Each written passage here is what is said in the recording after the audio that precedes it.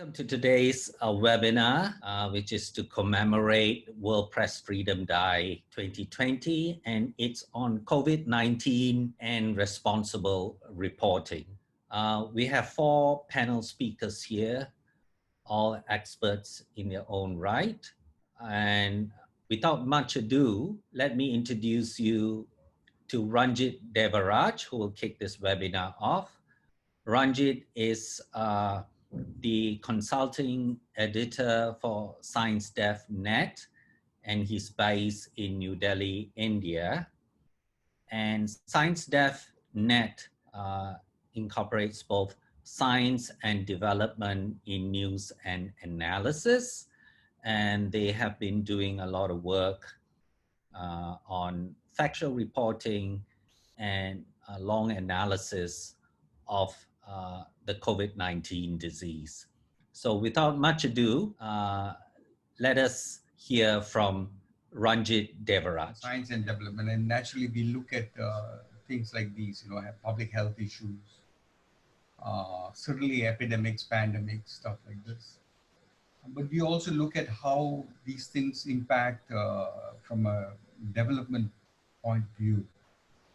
See, if you ask me about difficulties, India hasn't had many deaths or many infections. And that's partly due to a pretty draconian lockdown. I mean, everything got shut down. You can imagine a huge country like that with 1.3 billion people shutting all the flights, the railways, the roadways, everything got shut down. And of course, it affected the neighboring countries as well. Nepal is a landlocked country, Mr. Yuval Lamsa would know.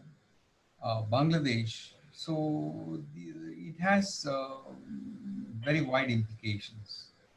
Now, the question then is, do you have the freedom to report the consequences of this huge lockdown? And that's been a problem.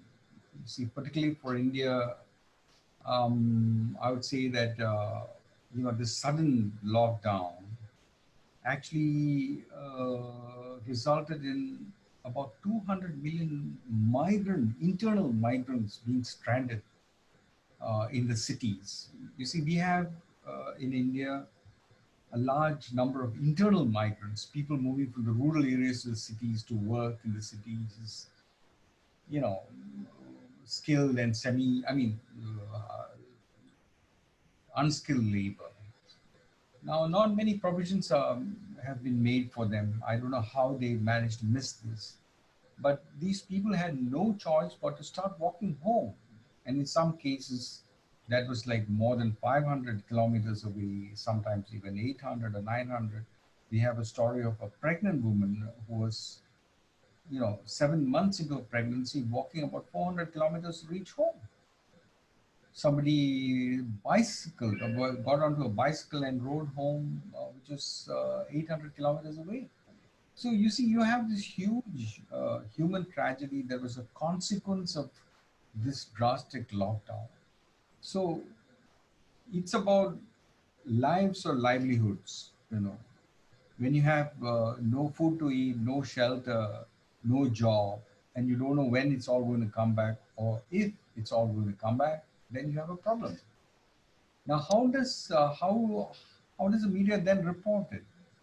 Now, you have a situation where the Supreme Court actually blamed the media for creating a panic. Now, the media had nothing to do with it. When people are hungry and they've been kicked out by their landlords and by their employers, they just start walking home. Nobody enjoys walking 500 kilometers or more home. But that's exactly what happened. So in a sense, you need to, I think the world needs to wake up to the idea. I mean, you hear about Trump refusing to lock down his country.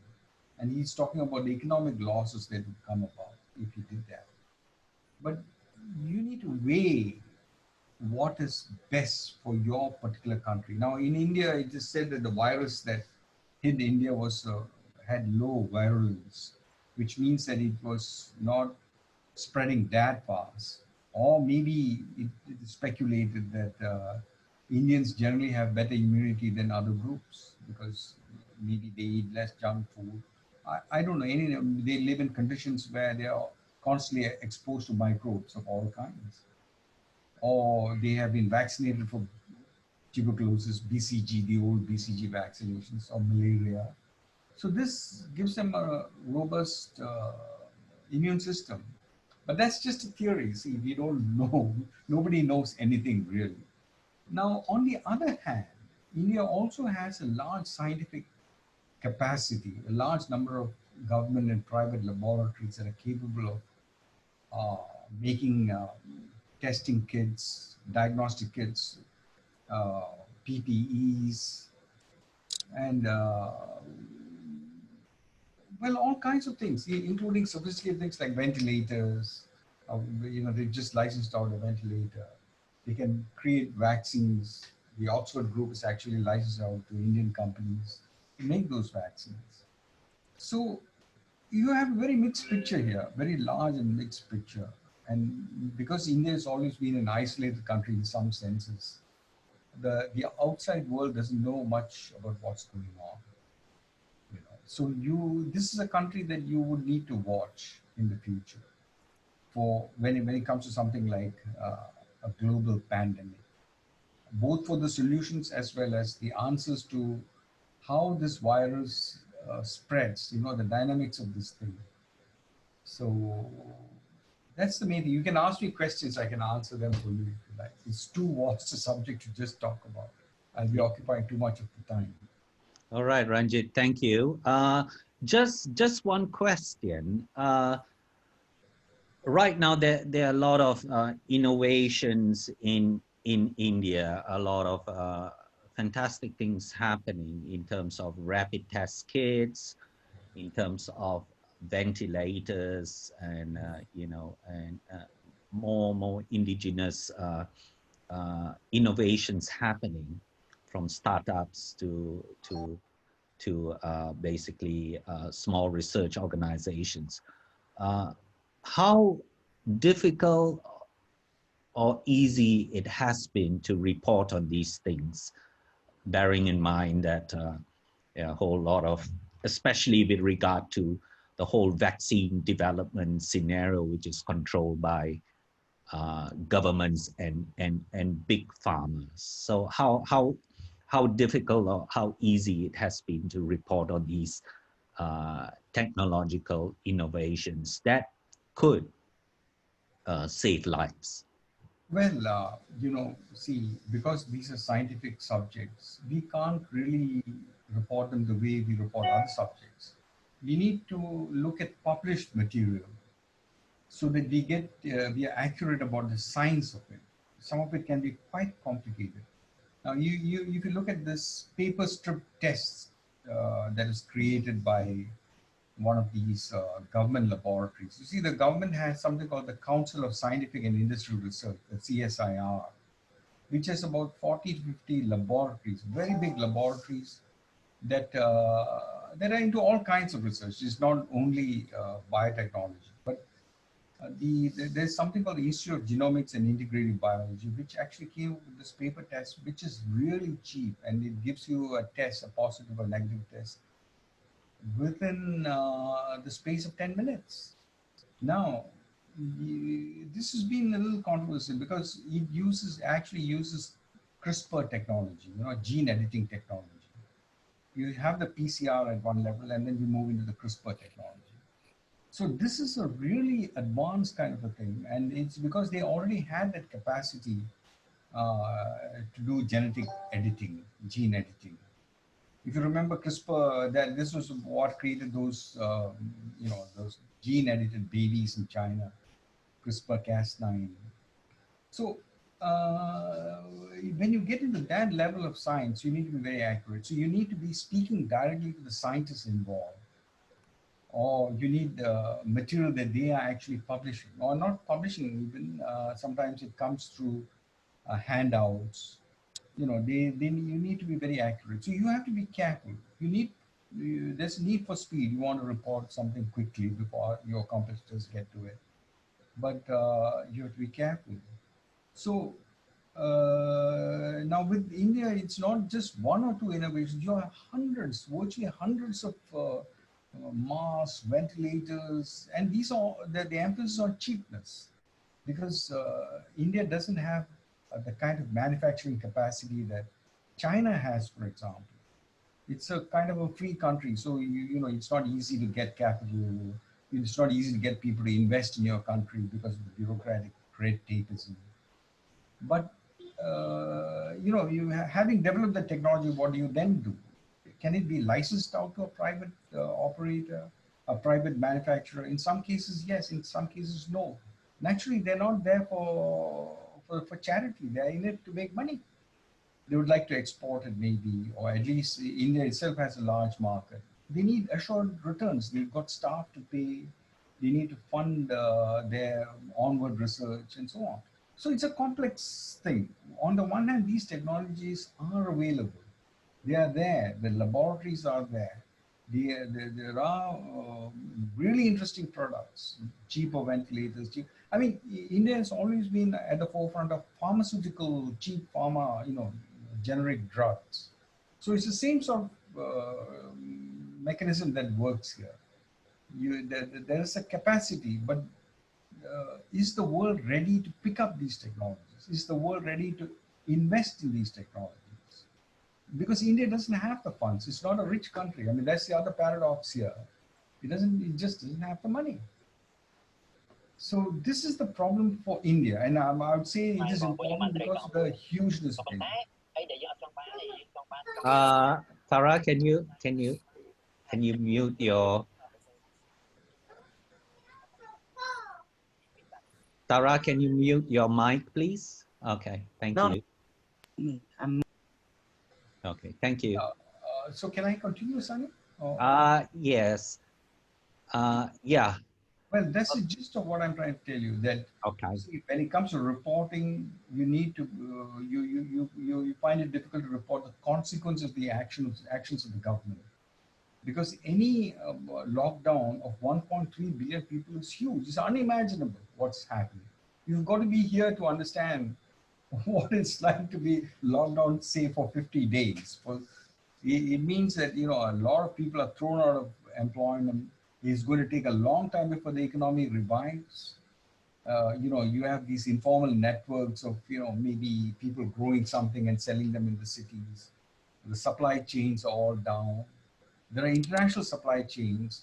You know, you talk about hydroxychloroquine. The Americans said you have to compulsorily sell it to us. There was a controversy over that. I'm sorry, Trump said you have to sell all your. Across naman yung ano, di ba? Yeah. Okay. Thank you very much, Ranjit. And this is just a housekeeping notification. Can you please mute your mics? Yeah. All those who have come in to this webinar, please mute your mics. And there is a Q&A down there. If you see the bottom bar, so you can address your questions to any of the panelists as they're speaking. And even the panelists themselves can ask questions to other panelists, yeah? So feel free, there's a free flow of discussion happening over here. Right now, I'll introduce you to my co-host, Cornelia, who would take over this webinar from now and introduce also our next two speakers, yeah? And so over to you, Cornelia. Thank you, Sunny. My name is Cornelia, and I would like to introduce the next speaker, Mr. Nobwi, who is the media director from CCIM, Cambodia Center for Independent Media. So, okay, the second speaker, or let's say the third one now, Daniel Mccarty from the Globe, Southeastern Globe. Sorry, Daniel, if I did not pronounce your name correctly, but you can do the correction later when you speak. So I would like to give the floor to Mr. Nobwi from CCAM. Please take it away. Yeah. Yeah, so thank you very much, Kunila, and also Sunny and interview, and also a good afternoon for everyone. Actually, I expect to hear some specific question from all our participants regarding to the topic that we have discussed this afternoon, rather than just introduce, because I know that everyone may be aware about the situation, not only in Cambodia, in India, or in Philippines, but also we aware about the coronavirus outbreaks across the globe, and also how the impacts of the coronavirus, such as the first speaker Ranjit just raised about the pandemics in India, and also how to address the concern. And also I can see the pandemics in I just want to raise in the regional level, especially in Asian country, regarding to the impact from the pandemics, and also those concern and those stories was have been reported by the local reporter, especially the immigration immigration case, such as you all have aware about the immigration, like the immigration of the Cambodian immigration in Thailand, in the Myanmar immigration in Thailand. And because of pandemics, the 100,000 of immigration was sent back home, and also was quarantined, and they have been facing a lot of problem with their current livings, and also food, for example, food, health service that they should be, get more, and also more support, and also not only like health support from the government, from the NGO side, but also like they have to be well welcome by their relative, their villagers. But because of the coronavirus, sometimes they were isolated, and also some of the people, especially the in Cambodia, the case of the Khmer Muslim was this sound discriminated because of the coronavirus. And also the big problem is about the disinformation and misinformation have been spread out widely in Cambodia, that created a lot of discrimination, and also some problem for the government, and also for the media, and also like civil society. So those are the problem. And like Sunny just raised about the just provide briefly about the problem happens in Cambodia because of coronavirus, and its impacts directly to the work of the journalists, and also the human rights defender as well in Cambodia.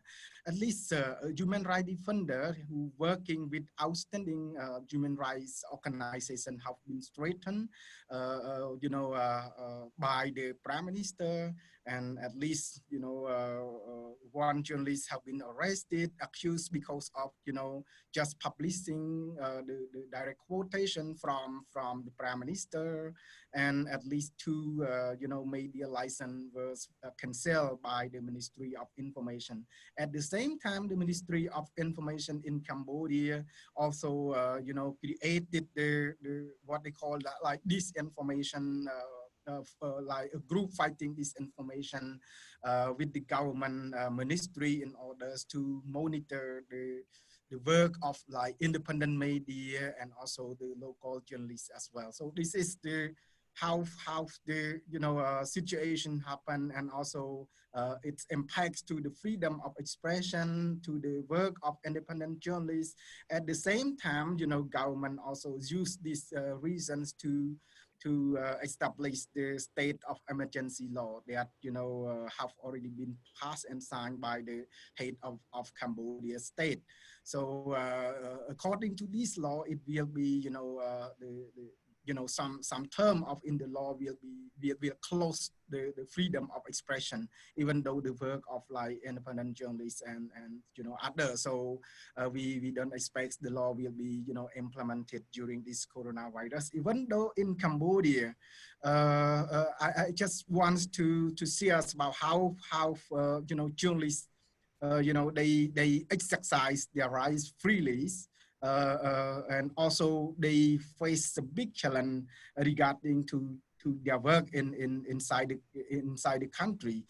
We have conducted a small survey among the Cambodian journalists, and we found that more than 90% among the respondents said that they are facing very big challenge to find the source for their interview, to access the COVID-19 story, because in Cambodia only the spokesperson of Ministry of Health that is permitted to disseminate information, to give the interview to the local journalists. So if journalists pretend to write any story, if they want interview someone else that has not been assigned by the government, then they have to face challenging and also accusation, because they may quote with someone that's not authorized to speak to journalists. I think this is not only in Cambodia, but in Thailand, the state of emergency law also have been using widely. And also I heard that Thai's government just, provoked to extend the period of using state of emergency law as well. So this is, a big impacts, and also the pressures to the work of like journalists and also the freedom of expression. So I think we can say more from the local perspective and also for the regional perspective if we have like get question from all our participants into the room. So thank you. Thank you very much, Mr. Notwi from CCIM. You've spoken about the challenges faced by Cambodian journalists as well as human rights activists who are facing all this right now. I understand there are a lot of challenges, but have you also observed any like opportunity which Cambodian journalists can capitalize on to continue their work during this trying time, during this challenging time in Cambodia? I think I just says, very small challenge for the Cambodian journalists, while I have not said yet regarding to how to, the direct impacts from their, media organization that they have now been working for those, and they, because of the coronavirus, so, some of the journalists who have been working, both, media pro to government, independent media, they facing the salary cut because of like the impacts to the company. And I can say that it is the one difficulty. And regarding to Kunela's question, how the opportunity during this time, for me, I think it is difficult for me to say that, okay, the local journalists, they get this opportunity, even though, there are some support afforded by the local media association and also like from the club of journalists. It's just very small and just to protect for their safety reporting. For us, we also extend our support to develop like the guideline that the local journalists, they also can access, they can follow in order to avoid any mistake that may happen regarding to the story, regarding to the COVID-19. And we also, provide more instruction on what journalists should do and what journalists shouldn't do during the COVID-19. So this is just, you know, the raising awareness and also like educate with very small educations to the local journalists rather than provides, you know, the big support such as some of the initiative by the big companies such as the Google New Initiative. They try to, you know, provide the support to the journalists globally, but I'm not quite sure how it will be benefits to the Cambodian journalists. But I know that, you know, there may be some proposal submitted from Cambodia. Thank you very much, Navi, for shedding more light on challenges faced by Cambodian journalists. So, like Sunny said previously, if the panelists or the attendees have any questions, please feel free to put it in the chat below. So thank you very much, Navi. Next, I'd like to introduce Daniel Mccarty from Southeast Asia Globe. Thank you, Daniel, for sharing some of your time with us today. So please take it away, and we will monitor the questions from the participants. Thank you. Okay, thank you. Yeah, hi, thank you, Camila. Thank you, everyone, for having me. I think I'll talk mainly on what we're doing here at Southeast Asia Globe and kind of how we've approached our reporting during this current global situation. Just in terms of a quick background, we're based here in Phnom Penh, but we cover the entire Southeast Asia region. And having obviously travel restrictions, you know, all of the challenges around this pandemic, we've had to kind of restructure how we go about doing business and how we go about reporting on a regional scale.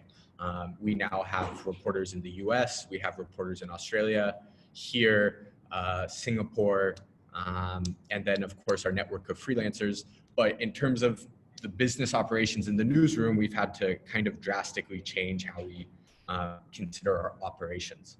I think one kind of tenet that we've always tried to live by and adhere by, and we've tried to do the same with the current COVID-19 pandemic, is how can we add to the conversation and where can we best utilize our resources and expertise to add to the conversation and make sure we're not just chasing headlines or chasing clicks and things like that. So that's something we've tried to work on, and so that means we haven't necessarily been covering every kind of breaking news angle on COVID, new cases or new cases found in other countries. We've looked at things like water security and what that means for Cambodia.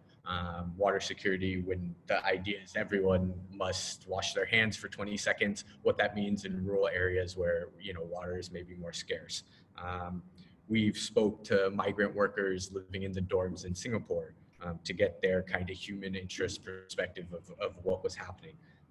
Things like the economy, garment sector, businesses adapting and creating new products to address COVID, looking at wildlife. And I think one thing that's important is at the same time, while there's a lot of issues about COVID and related to COVID, I think also other, important news topics and things have maybe flown under the radar and have got less attention.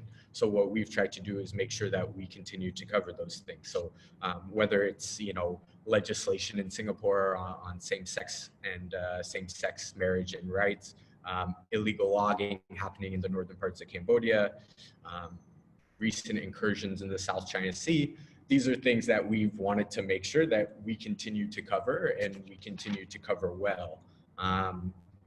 We also have really wanted to produce content specific to COVID-19 that we believe has utility and can help people stay safe and stay healthy. And so what we've done is developed a new website called Focus, which will be released, well, it will go live beginning next week. And it's a Khmer language website. And it's very much around health, personal health, mental health. It has a large list of resources on where people can go to get help. It has a lot of information around career and personal finance, education. And so while we've seen it, it's yes, it can be difficult to, you know, write about political policy in country or, you know, write about specific updates in terms of the public health situation. We've thought we would be able to provide value to a larger Cambodian population by helping them with these other more tangible kind of objectives. So that's largely what we've been doing as a publication. I think in terms of, you know, I liked your question, Camila, about, you know, opportunities and challenges. I think there's, you know, far more challenges at the moment than there may be opportunities in the sector. But I think we've seen a lot of chances to kind of rethink how we position ourselves as a publication and how we do business. And I think in terms of journalism in Cambodia and globally, the current pandemic has not exacerbated, but it's really highlighted maybe gaps in the media, right? So one of the challenges is I was discussing with a colleague today around, okay, if an emergency law in Cambodia is implemented and you lock down the country and you restrict freedom of travel, well, how will we do reporting in the provinces? How will we make sure that those people's stories are getting told? But to me, that's just a clear sign of there's a gap, right? There needs to be a rethinking of how journalism is produced and takes place. I mean, there should be people in the province telling us in Phnom Penh what's happening, not vice versa. So I think it's an opportunity to think about how we democratize media and information in the profession of being a journalist. You know, we all now have the connectivity and the technology to work remotely. We're all doing it now for the most part. So with the right investment and the right training, I think there's an opportunity to, you know, bring journalism and bring media to rural populations, to bring that to disabled populations and allow more voices to come into the fold. We've done that a bit at Southeast Asia Globe by reaching out to our readers and asking them to tell us their stories and write personal op-eds and share with us what's happening on the ground for them as individuals. Of course, we run it through our editorial process, but it's another way for us to connect with our readership and also get these stories on the ground that are not possible for us at the moment. So that's largely what we've done, and you know, largely where I see there's a chance to kind of reshape how the newsroom looks and where information and resources are coming from. Thank you, Daniel, for your insights into the current situation and for sharing with us regarding how Southeast Asia Globe reshaped itself. You talk about launching a Khmer language platform called Focus that addresses a lot of topics, especially concerning health, COVID-19, mental health as well. So we have 3 questions here from participants. Sunny, the first question is from Surendra Puyal, who lives in Nepal. So the question is, how can journalists and editors stop falling prey to information, disinformation, and fake news when it comes to reporting issues surrounding COVID-19? What mantra do experts suggest? So the second question from Eileen, there is a lot of research and support against vaccinations. How should journalists report or deal with this? And we also have the third question from a Cambodian journalist, Mr. Kunjanda. These questions are actually addressed to all the panelists. could anyone giving a short perspective on what changes, turning points have been made in terms of press freedom status in general before COVID-19 pandemics and during the times by far? So I think, Daniel, if you'd like to tackle one of the questions here, and then we can invite Kat, the next speaker, to make a presentation, and then we can address all the other questions. Sure. It seems like most of the questions are for kind of the general, you know, panelists. So I'd be happy to pass some of them off. But just to look at the first one from Surendra in Nepal, I think Sunny and I were chatting with the group just before this. We decided to proceed, and I think there. Again, it's kind of from our place at Globe. We focus on kind of long form journalism, and we don't focus on producing a lot of it. Our commitment is one feature article a day, and then we'll expand from there when and if possible. So, and not to look at it from a Globe perspective, but I think there's a saying called, you know, like slow journalism, right?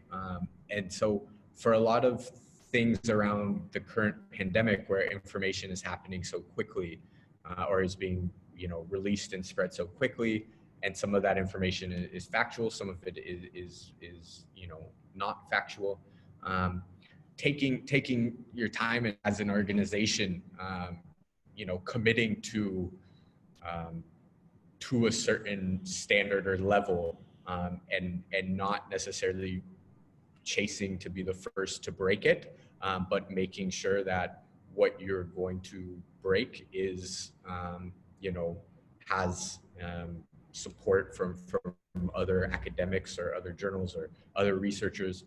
We were saying primarily today around, you know, all this information around the different health up-to-dates, and whether it's a new vaccine or whether it's a new drug that may, you know, prove to be beneficial in certain situations. Well, in my opinion, and it may not be right, but in my opinion, many of them are just headlines, right? When you actually get down to the meat of that information, it says, well, this may work, and there needs to be a lot more tests and you know, peer reviews for it to be proven. So you really didn't get too much from it, right? And that's also where I find, from my experience here, is I meet a lot of people who have seen headlines, they've seen a Facebook post, and I've heard so many times, China has a vaccine, America has a vaccine, France has a vaccine. Well, those are somewhat true. People, they're working on them, and they're testing them, but it's going to be 18 months until they're ready for any mass market, right? But it's a headline. So my suggestion or mantra would just kind of be, take it slow.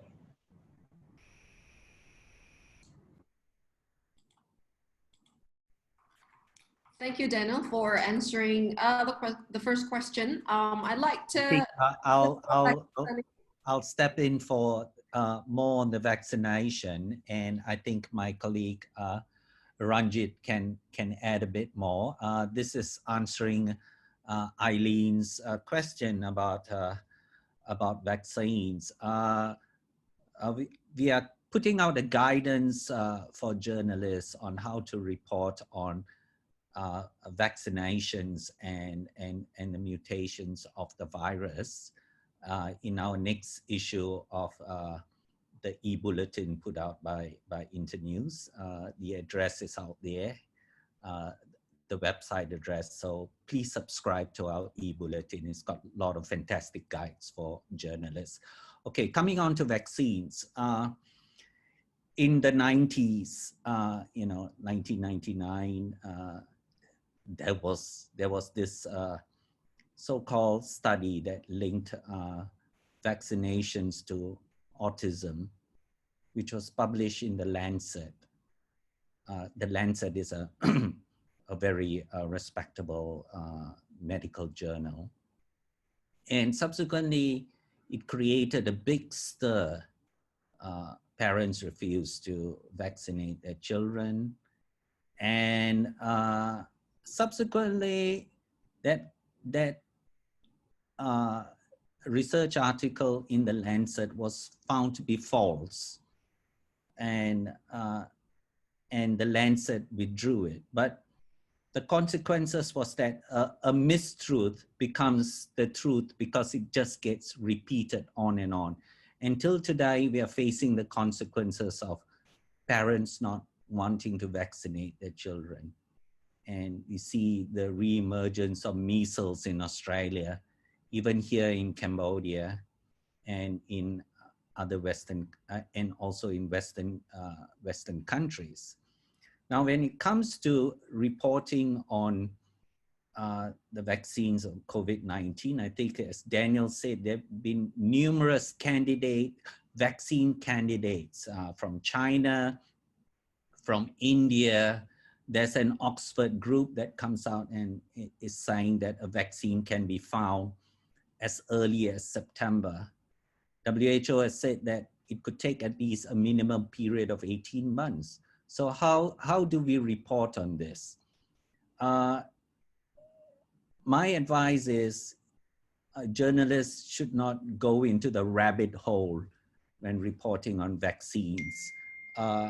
You know, you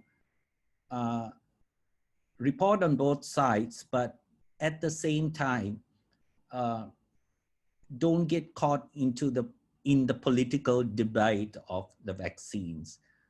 Speak to virologists, speak to epidemiologists, speak to the scientists, and most of all is don't get caught too much in the debate, because there's so much of uncertainty over there.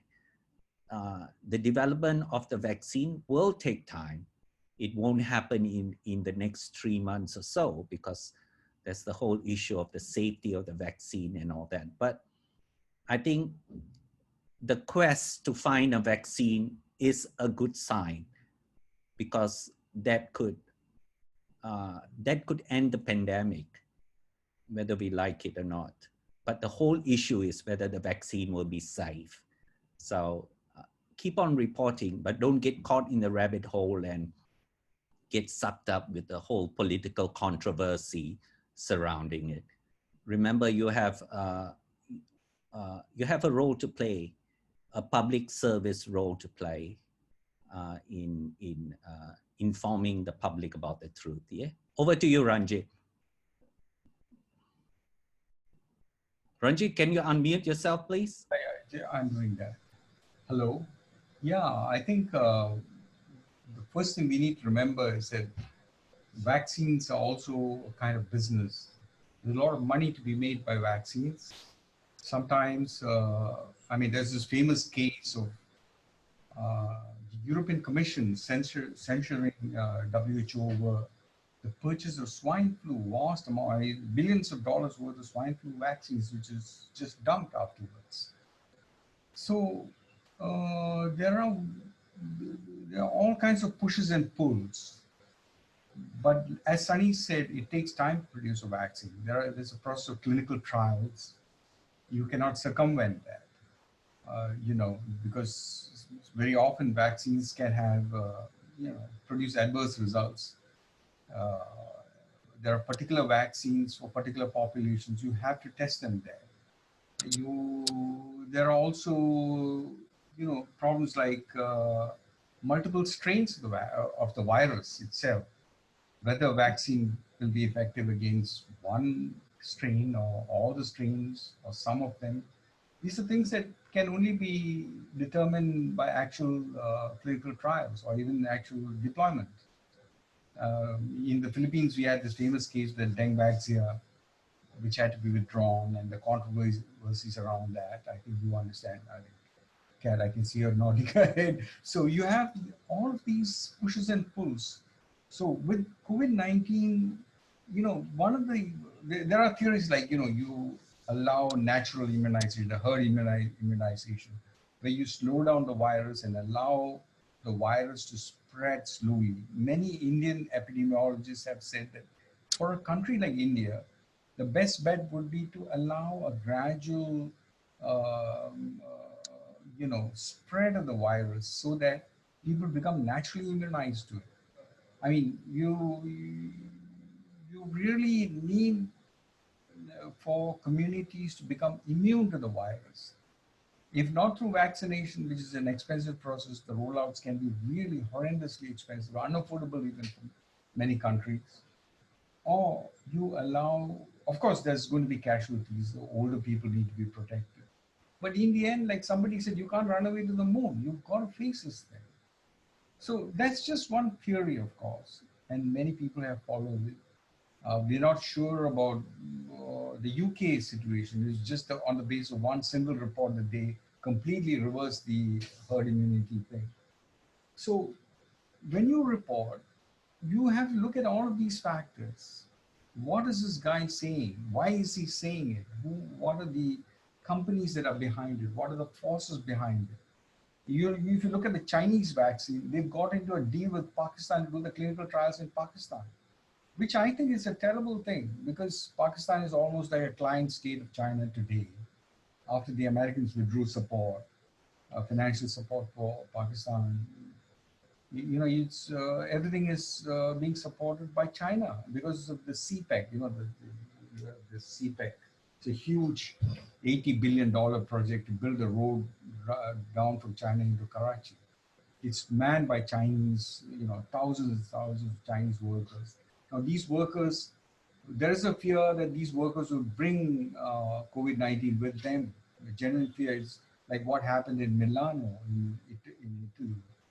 If you have a large number of Chinese workers, will there be a spread through them? But in a way, Pakistan is defenseless against it. And Pakistan also has adopted this policy of, not going in for big time lockdowns like India. And then you have the army stepping in and saying, no, you've got to impose these lockdowns. And so there are multiple interests. When it comes to vaccines, you find just so many, it's like a minefield out there. You just need to know what you're treading on.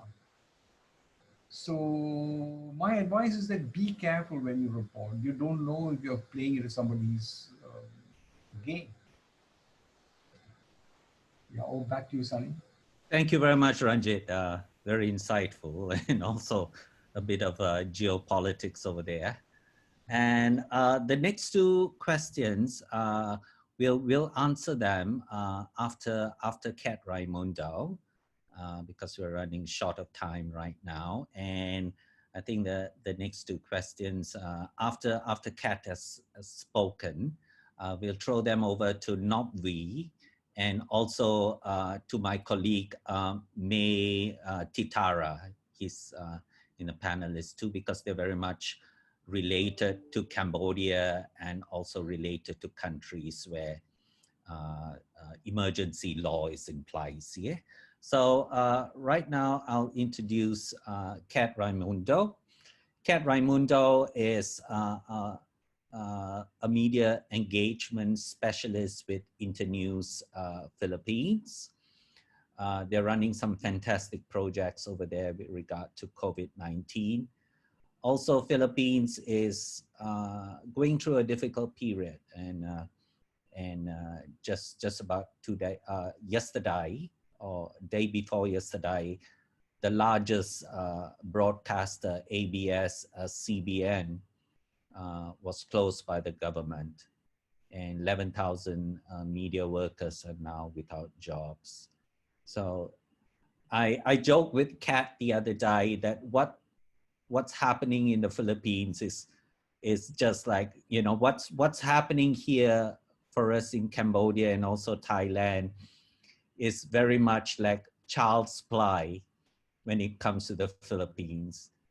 Journalists have been intimidated, shot at, arrested, done all kinds of things, basically in their quest to report the truth about COVID-19 and several other things too. So I'll stop talking and pass it over to Kat. Yeah, Kat Raimundo, it's all yours now.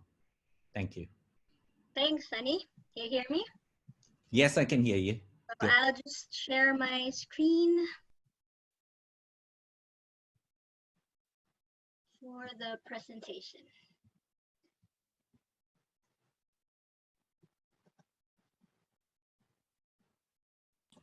Yes, we can see it. Thank you. Okay, great. So yeah, hello everybody. Thanks for the introduction, Sunny. As we celebrate the fundamental principles of press freedom on May 3rd, the occasion is also a day of remembrance. 2 days after in the Philippines, as Sunny mentioned, the largest multimedia company in the country, ABS-CBN Corporation, was ordered by the government to stop operations.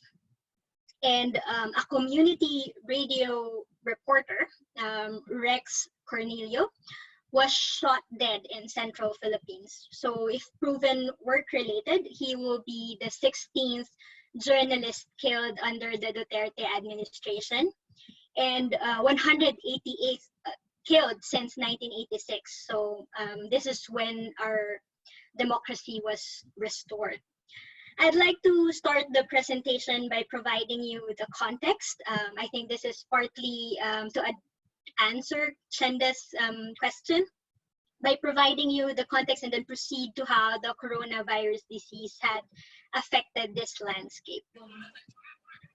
So Southeast Asia, where our region has consistently ranked in the bottom third of the World Press Freedom Index of the Reporters Sans Frontiers, or Reporters Without Borders. The RSF index evaluates media, legal environment, independence, and pluralism. So in the latest report, as you can see, 6 of the 11 countries in the region have declined in rankings. 7 are classified in the difficult situation, that includes the Philippines, and 2 as very serious. So the Philippines was, and maybe still is, considered one of the most dangerous places to practice journalism. So for the last 3 or 4 years, this has been our normal. We have continuing threats to and attacks against media and journalists. The coalition called Freedom for Media, Freedom for All has been documenting these cases. As you can see, the Philippines is a living paradox. In our constitution, free expression and press freedom are guaranteed rights. And yet, we have consistently failed to hold the perpetrators of these violations into account. And then, the COVID-19 pandemic happened. So what we thought of as a difficult situation, imagine that, could still get worse. So, as with the experience of the rest of the world, there's the rise of infodemic. Regulatory measures have led to new restrictions of human rights. Journalists are taking risks to keep the public informed. And of course, our existential threat, the economic impact. Let's quickly go through that list one by one. So now we have a law criminalizing false information. It's Section 6F of the Republic Act 11469. In effect, the law has been used to criminalize free speech. We don't have a working definition for what is false or fake. This vagueness opens it up to a number of abuse. Some of our partners, like the National Union of Journalists of the Philippines, the Foundation for Media Alternatives, Philippine Center for Investigative Journalism, Vera Files, and the University of the Philippines, among others, have cautioned against this law and this section particularly, and demanded its repeal. We are on week 8 of lockdown. So yeah, everybody's at home doing remote work. And as the public space moves online, we have observed more and more curtailment of what the government has deemed critical statements on their response and relief efforts. Local and national public officials have threatened and reprimanded citizens for their social media posts. and comments. There were arrests without warrants. Social media users have also been summoned by the investigation agency. And citizens and journalists have been charged for alleged violations of ordinances, inciting to sedition, disobedience to a person of authority, cybercrime, and libel. And like the rest of the region, libel is a criminal offense in the Philippines. So there's no ceiling for fines and the number of years that you can be put in prison. So we have the harshest penalties as well, maybe just next to Thailand. Journalists are considered frontliners, but the government has imposed layers of bureaucracy to access information. So reporting the COVID-19 crisis means extra work or resources to get media accreditation, for example. There may be daily briefings, but the quality is a concern. Questions are cleared. There's little follow-up or interaction by journalists.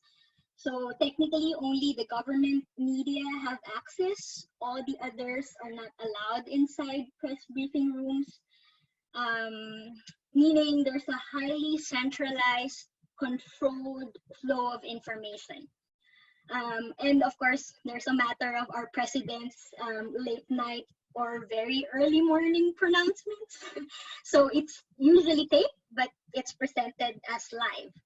And the worst probably is censorship or prior restraint, where a department issued an internal memorandum telling government employees not to post negative comments online. And in all of these things, we need to talk about women's issues as well. So there's a gender dynamic to the outbreak. Women face a higher risk as frontliners at work and at home. There are threats of violence and harassment against women, both in public and private spaces. A journalist was stopped at a checkpoint, with security personnel making verbal advances. So she came from work and got held up, and she said she really felt unsafe and scared. So she was alone during all of these confrontation.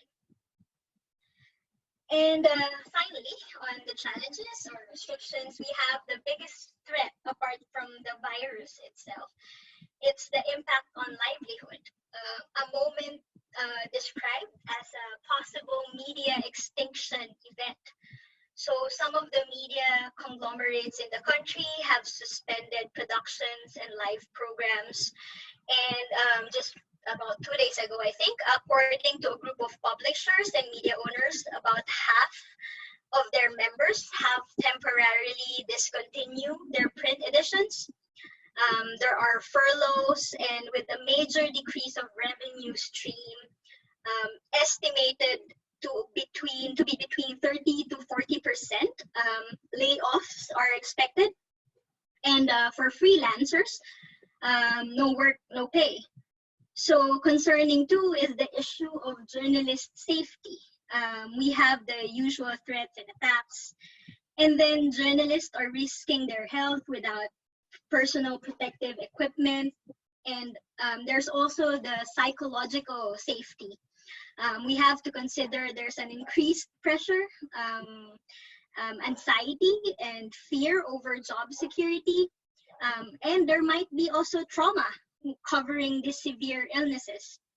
So I understand that all of these is very heavy and depressing, and I'd rather not end the presentation on that note. So while overwhelming, the pandemic has in a way given us time to pause and reflect.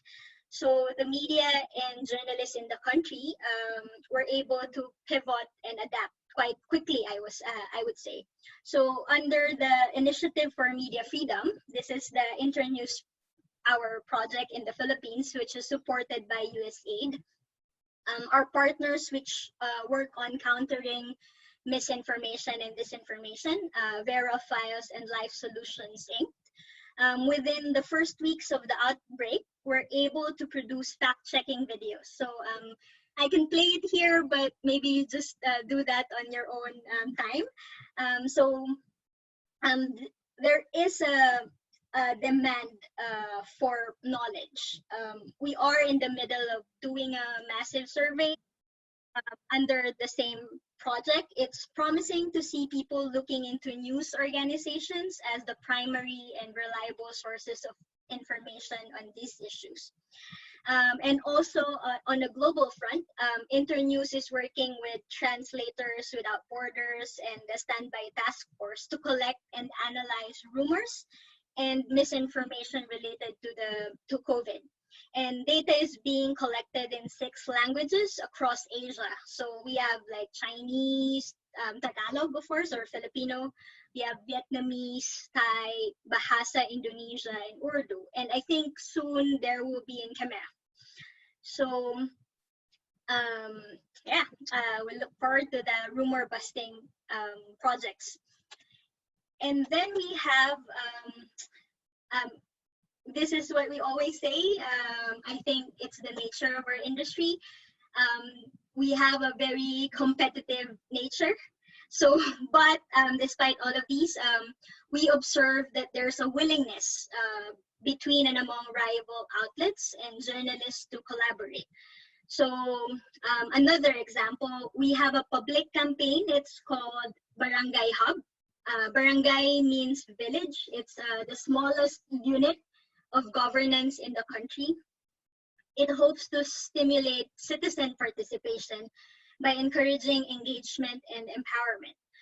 This is the contribution of journalists and CSOs in our program, educating and promoting critical thinking necessary to help curb the infodemic. So there's a multi-stakeholder cooperation and it's been working. So support and solidarity are found in data gathering, sharing of skills, expertise, and even technology, and the delivery of relief and donations. And with our global initiative called Information Saves Lives, it goes to show that a little help could do so much. Only one organization in the Philippines received support, but so far the Digital News Exchange has been a great resource for their community on everything COVID-19. And lastly, there's a proactive effort by certain news organizations to adjust their resources, platforms, formats, and content. So this is probably the closest one that we have, similar to Daniel and the effort of Southeast Asia Globe.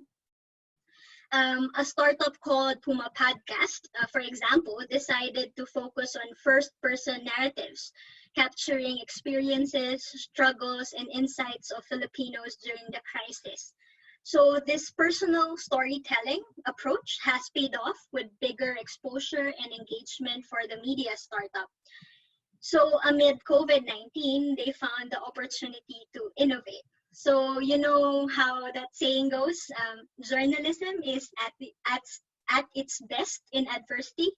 So I'd like to think now, as we live through another extraordinary period, is when the media should define and stand up for its values and principles.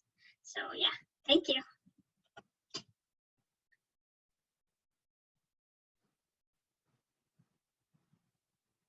Thank you very much, Kath. And yeah, before I pass on to Cornelia, she will be the host of the next session as we wind down. And we've got 2 remaining questions, Cornelia. One is from Chenda Kun, to all panelists. Could anyone give a short perspective on what changes or turning points have been made in press freedom before COVID-19 pandemic and now by far? So I think we can address that to all the panelists. And then from Regina Florendo to all the panelists, how does the state of emergency law affect the reporting of the number of COVID cases? And I think also this question can also be answered both by Nopvi and also by May Titara. Yeah? Tara, are you here?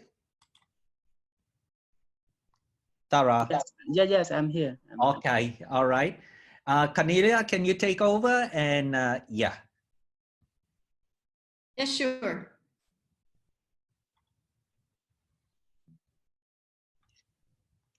Hello, Tara, you still here with us? Yes, I'm still. Yeah, so Sunny mentioned there is a question for all the panelists. Hopefully you can also take part. The question is, can anyone give like a short perspective on what changes have been made in terms of press freedom status in each of our countries before COVID-19 pandemic and during the time, like at the very moment? Can I? Okay, okay. I just talk in Cambodia. Like you see the space of the freedom in Cambodia. You should take a look back since 2013, well, during the election. So that during that time, you see the media, the space of media is very limited, and up to 2017, you see they still getting worse and worse. Like the Phnom Penh Post, they change their ownership, and a lot of journalists, they quit the job, they work as freelancers because they thought that if they still work in some media organization, they will not write the independent ways. Like they try to make the way to get the story balance, but sometimes the publisher or the editor cut the meaning. So you see, and you see the Reporter Without Border, they rank our Cambodia since 2018, 19, and 2020. So we get worse and worse. Seem very bad on that. And also CCIM, they also issues the report about the safety of journalists. We found that journalists now they are risky, and most of journalists, they cannot do much more in-depth story or investigate story. So story recently for some media organizations, story just a story. Thank you. And after like during when the COVID coming, you see much more pressure to journalists, especially during the ban traveling from the province to province. So journalists just stay in Phnom Penh to cover a story from the press release or press conference from spokesman of Ministry of Health. So that you see, we are very difficult to cover story, in-depth story from the province. And in right now they are already approved on the state of emergency law. So I think that in the future, if something happen, for example, like in 2013, if people rally along the road and then if the government put the state on emergency, so what happened to us? As you know, when we are put the state of emergency, our right, they cut 30% of our right, so that how our journalists to implement our job during that that period, we are very, very difficult to cover the story. It's from my point. I think Mr. Novi can add on that. Thank you. Yeah, thank you, Tara. The second question, the next question is actually related to the state of emergency law, and perhaps Mr. Novi can shed some light on the impact of a state of emergency law on the reporting on COVID cases in Cambodia, perhaps in. Yes, thank you, Nila, and also thank you, Tara, for your comment on the situation before the COVID-19 and also during the COVID-19. I just would like to add some point. Yes, actually, because of the coronavirus, the Cambodian government just taken these reasons to develop the state of emergency law, and the state of emergency law totally closed the press freedom and also the freedom of expression, because this law aim to limit the role of the media to broadcast whatever they want. Means when government announced to use this law, the government can monitor all kinds of media which operating inside the country. So the law also permit government authority to measure, to surveillance the communication of the journalists, and also like the traveling of journalists who want to travel to write the story, even though in the city, but at the province level. Currently, the journalists already limited if they would like to travel to cover the story at the highland provinces, especially the three provinces, which closest to Vietnam and Laos border. So if you are the journalist and you would like to travel to those provinces, not only to cover the story based on COVID-19, but you have to ask permission in advance from the Department of Information at the provincial level. If you are not permitted, and you have to be responsible regarding to your security and safety of your travelings. This is already echoed by the spokesperson of the Ministry of Information during the World Press Independent Day, dialogues that organized by Cambodian Journalists Alliance. So they try to put pressures to the journalists regarding to their travelings around the country. On the state of emergency law, government also can close any media that government suspect that those media, provide the information that government himself consider that it is impact to the national security. It is, real harm to the public order as well. So it's no need to, no need government to accuse to file a complaint at the court, so government can close down those media. And this is already question, have questioned by publics, by the human rights NGO, and also journalists regarding to why Cambodian government cancel the media license and also arrest the social, outstanding social media reporter. So yes, so this is how the state of emergency law, impacts to the press freedom and also the freedom of expression, even though they are not implemented yet, but government also can strengthen to the human rights defender, who provide the interview to the international media outlet regarding to the coronavirus. So it means that even though human rights defender, they have no rights, or their right will be under threatened because of their speaking about the coronavirus. And I know that it may be because of government authority, they would like to hide some things, even though the information that disclosed or would be disclosed to the public, to our people, in order to let them protect themselves because of the poor health service system inside the country, So people very concerned, and they also question to the government regarding to, the people who unconscious during the coronavirus in Cambodia. I also, would like to share more view regarding to the turning point as by Mr. Kun Chendas, our colleague from Cambodia. I also, interest and also thinking regarding to how the independent journalists have been working inside the country.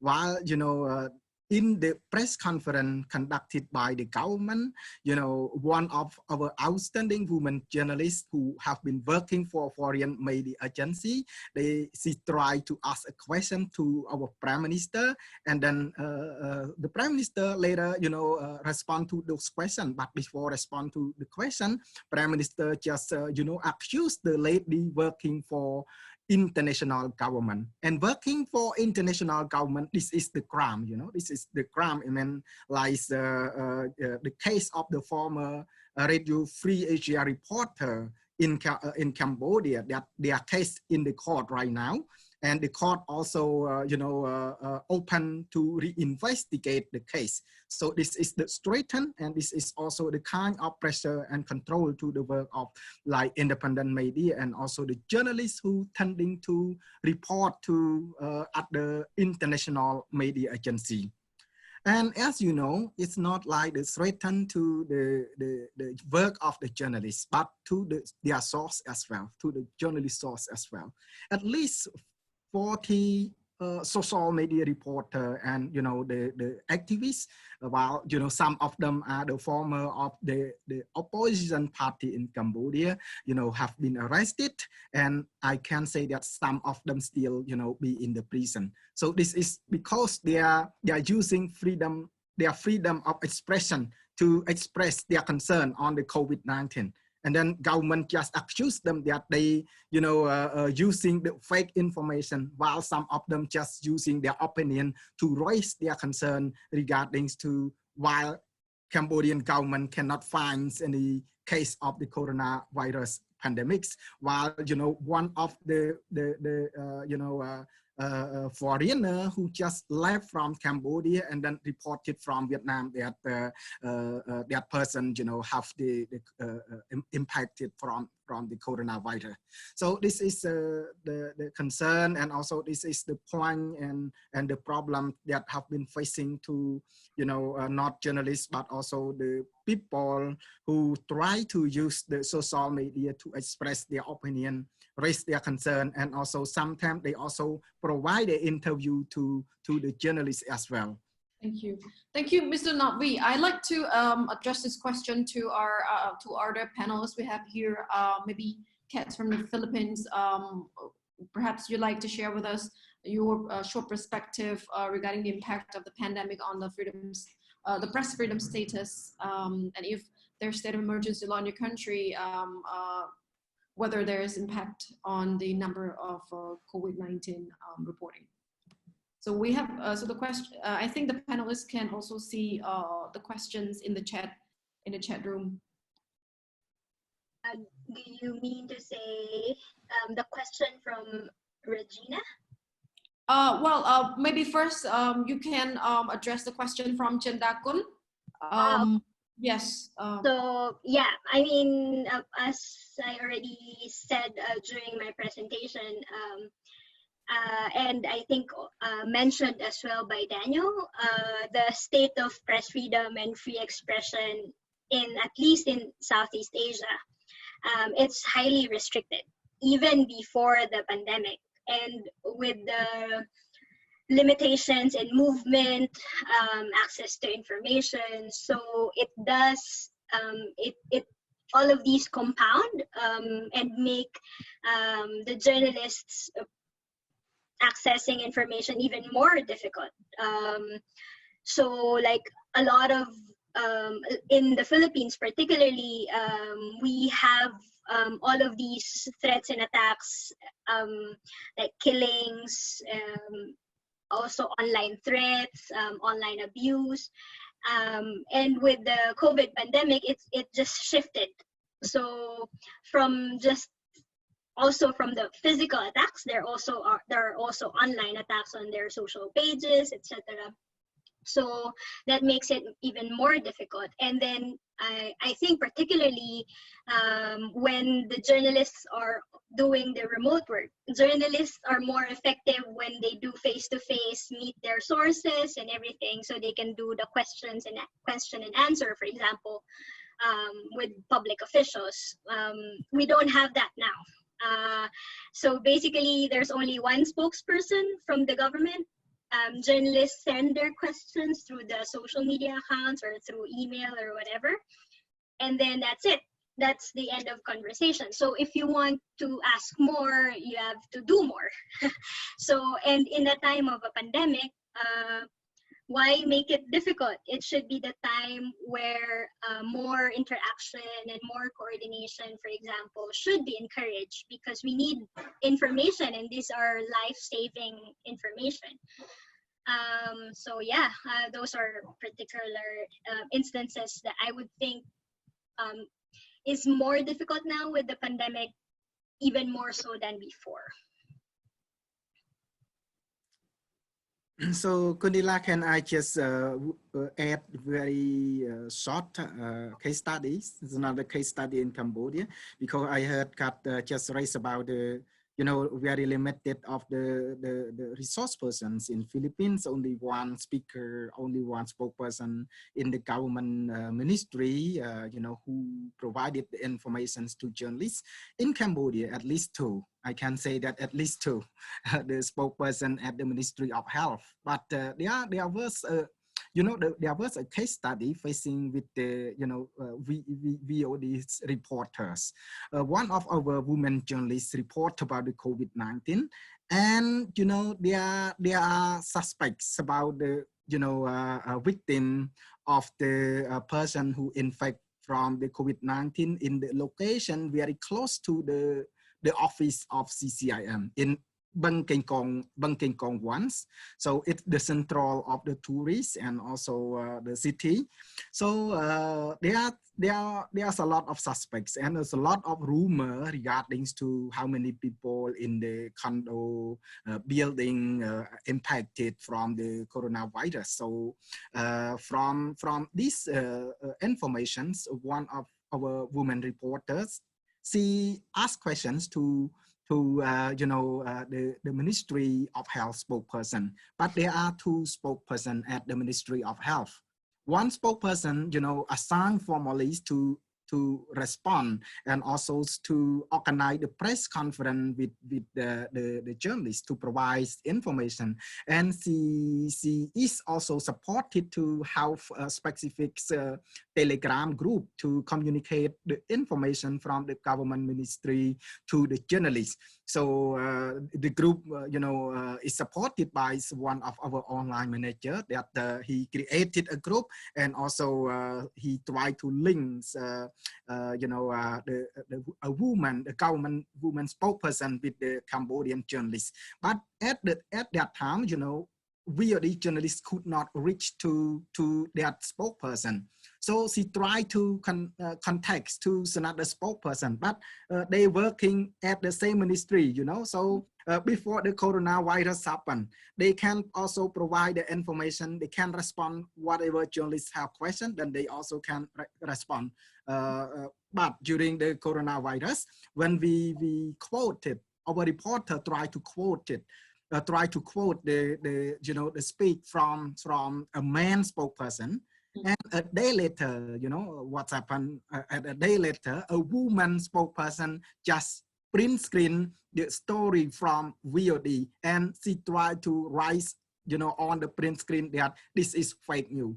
It's not like, even though she's very close with our reporter, and she's well aware who we are, what we have been working. We, you know, at least we are the local, you know, outstanding media. We are not just you know, established yesterday or before yesterday, but we have been working for, you know, around 15 years already in Cambodia.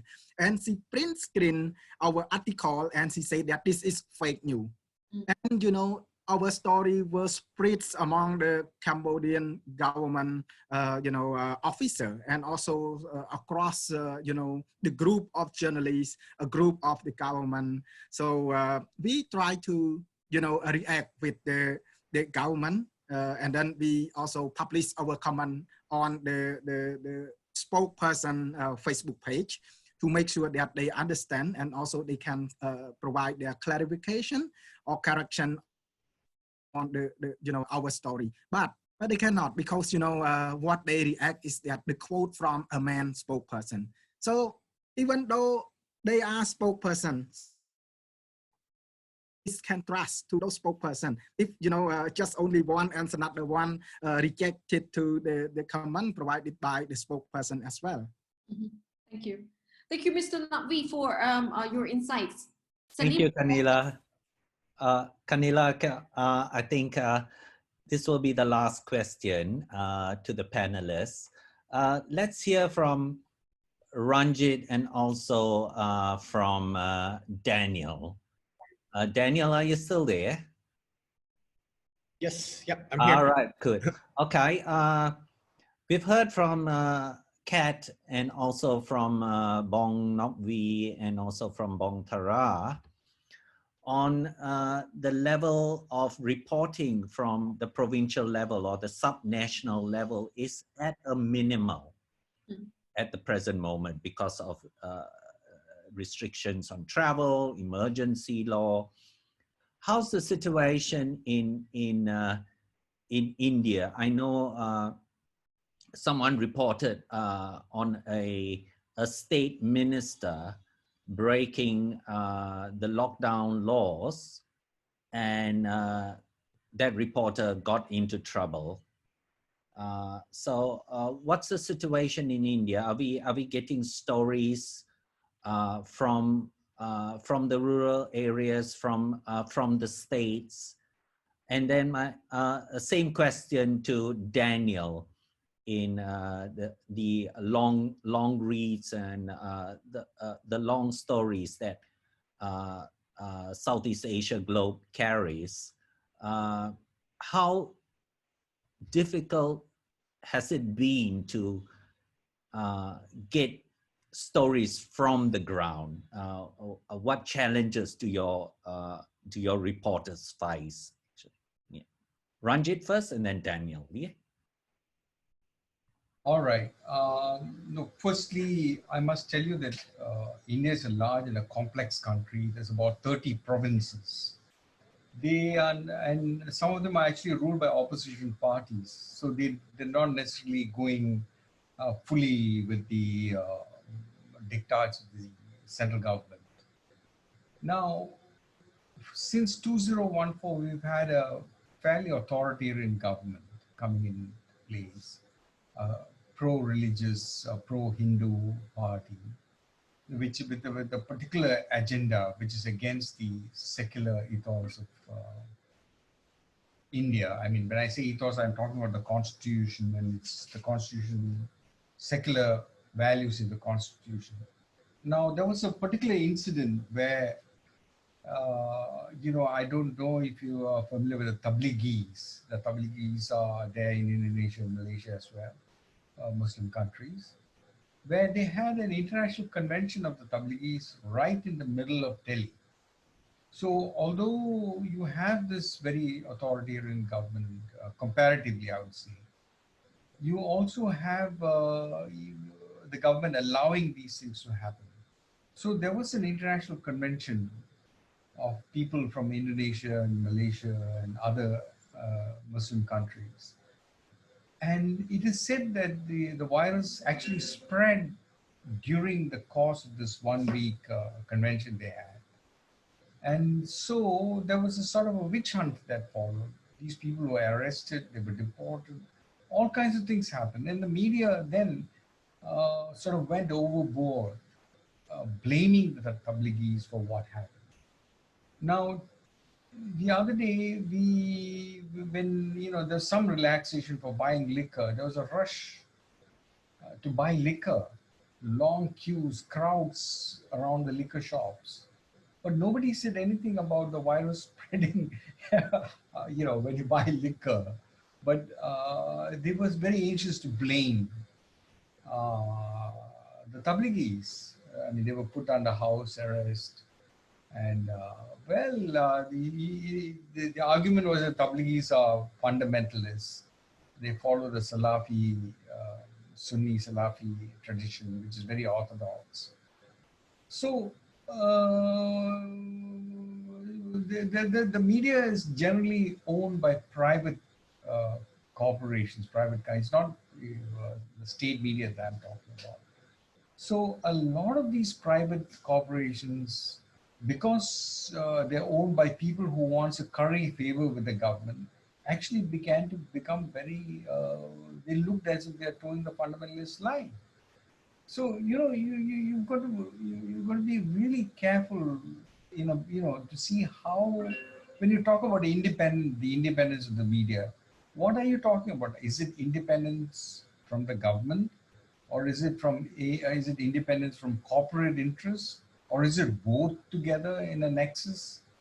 So these are things that came up. Now, if you look at the states, some of the states, they have the states are, it's like a federation. Each state has its own language, its own media, its own resources. So in Kerala, you actually have a communist government there. And but you have very high human development indices in Kerala. They're able to manage things very well. The Kerala is also an outward looking state in the sense that it has 4 international airports with people flying in and out. They're going to Wuhan, they're going to the Middle East. They're going to places like Singapore or further on to the Vatican. There's a large Christian population there, a large Muslim population. So the picture is very different in each one of these states. So it's hard to have a sort of an average. But let's say that, that there is still, I would say, some place for every shade of opinion. But overall, we are on a declining trend, with the form of freedoms that we used to enjoy in India. You have this really raucous kind of press that really tears everybody apart. It's really vibrant, but that vibrancy is slowly beginning to wear down, partly because of its own sort of activist media. You also have hundreds and hundreds of channels, vernacular channels, and really what looks like something like about 20 different languages, vernacular languages. Also, the English medium press is fairly widespread and fairly influential, because most of the people who matter, as they say, is an unfortunate phrase to use, but commonly used, they tend to function and work in the English language. So they have enormous reach.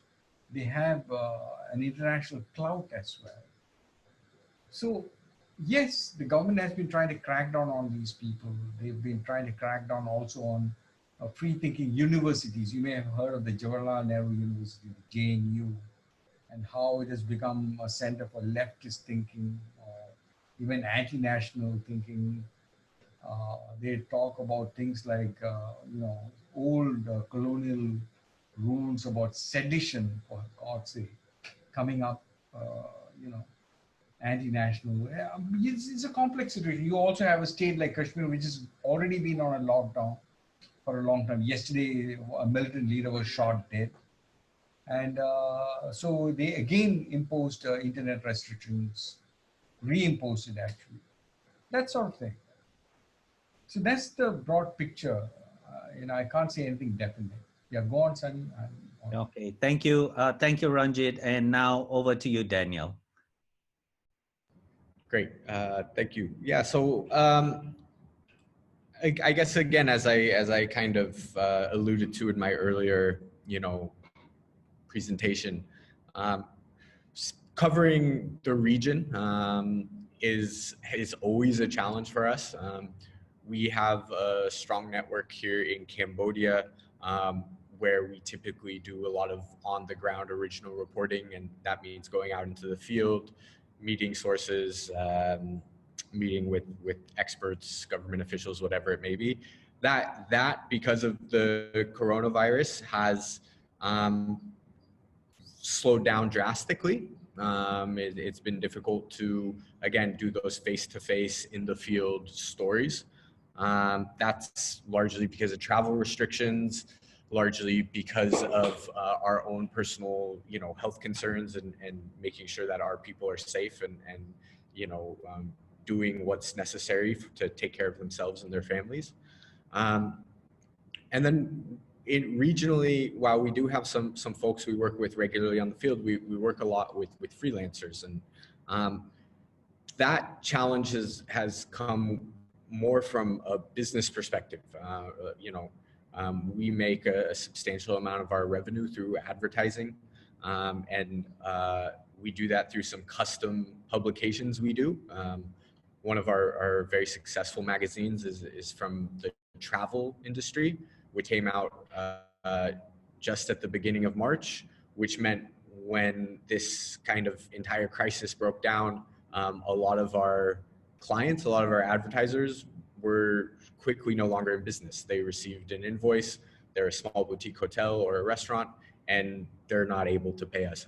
Even some of the large hotels here are unable to pay us, right? So our projected revenues and money that would have gone to investing in our journalism has disappeared.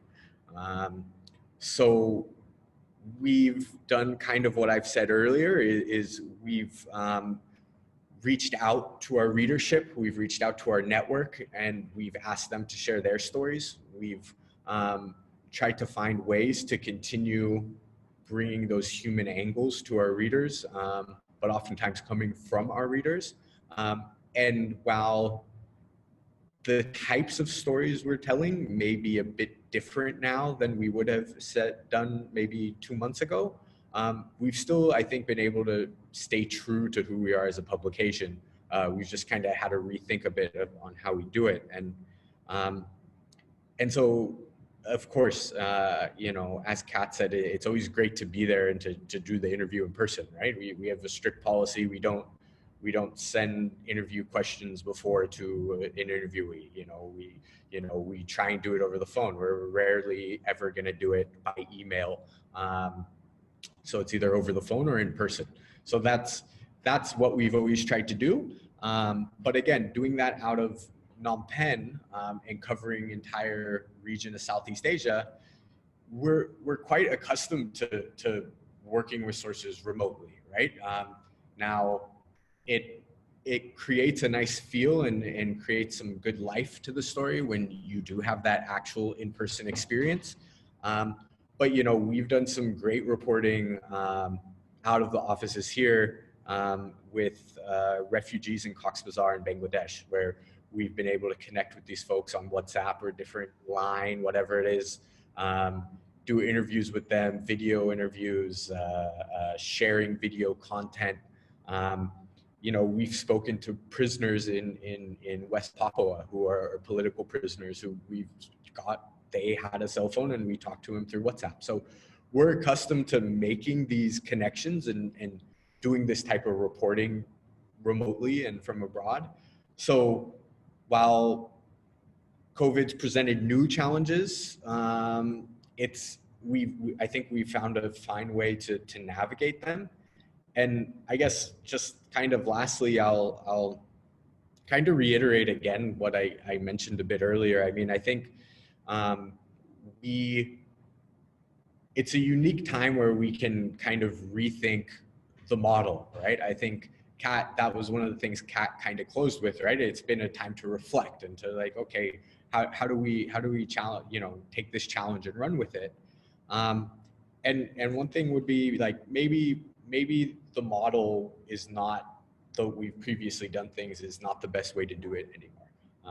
Maybe we need to look at how we, train people remotely in provinces and things like this to where they are, understand the fundamentals of journalism, where they can be the people on the ground for us and report what's happening for us in the provinces, how we disseminate that content.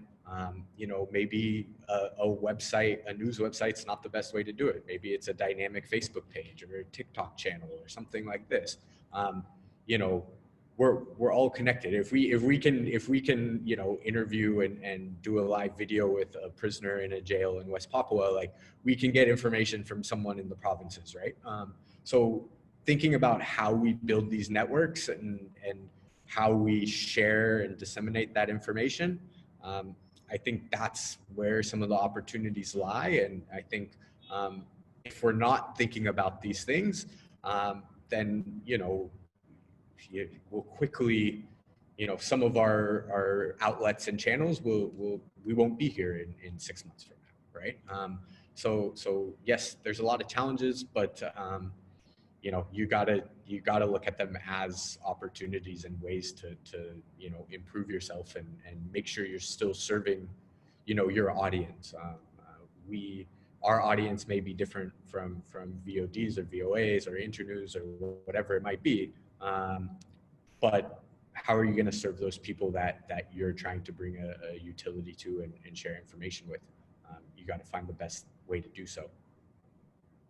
Thank you so much, Daniel, and that's really inspiring. The motto of Internews is information saves lives, and you help us think outside of the box. Be brave to think outside of the box. These are challenging times. Thank you so much for all of you for coming. Thank you, Cornelia, my co-host. I know you're very busy. You took time off. Ranjit, really busy with his editing work. Daniel, super busy. Bong Nok Vi, it's also challenging times for CCIM, and stay strong, bro. And also Kat Raimundo, my colleague from Internews Philippines, going through a difficult period over there. Just be strong, nothing stays the same all the time. There's a rainbow at the end of it, yeah. And also my colleague May Tara from our Internews Cambodia office, our media specialist. Thanks for helping out in the panel, and hope to see you again. Thank you so much. Bye. Thank you. Bye. Thank you. Bye-bye. Bye-bye. Stay safe. Yes, stay safe. Bye, everybody. Bye.